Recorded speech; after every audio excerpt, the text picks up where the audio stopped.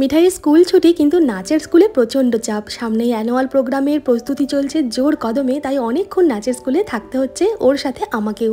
আর সেই স্কুলে যে টিফিনটা আমি বানিয়ে নিয়ে গেছি সেটাই শেয়ার করব। এক বাটি ছোলার ডালের বেসনের মধ্যে পরিমাণ মতন লবণ, হলুদ, গোলমরিচের গুঁড়ো, পেঁয়াজ, কাঁচা লঙ্কা, ধনেপাতা, টমেটো কুচি আর সামান্য জল দিয়ে ভালোভাবে ব্যাটারটা তৈরি করে ঢাকা দিয়ে কিছুক্ষণ রেস্টে রেখে দেবো। এরপর একটা ইলেকট্রিক স্যান্ডউইচ মেকারের টোস্টারের যে প্লেটটা আছে সেটা গরম করে একটু মাখন ব্রাশ করে অল্প অল্প করে ব্যাটারটা দিয়ে আরও প্রোটিন সমৃদ্ধ করার জন্য বেশ মোটা করে 3 কোনা করে কাটা পনিরের টুকরো দিয়ে এই পনিরগুলোকে ওপর থেকে আরও একটু ব্যাটার দিয়ে ভালোভাবে ঢেকে দেবো। পুজোর দরুন প্রচুর উল্টোপাল্টা খাওয়া হয়ে গেছে, তবে এবার একটু হেলদি খাবার খেতে হবে। আর এটা মিঠাইয়ের টিফিনের সাথে সাথে আমার ব্রেকফাস্টও বটে।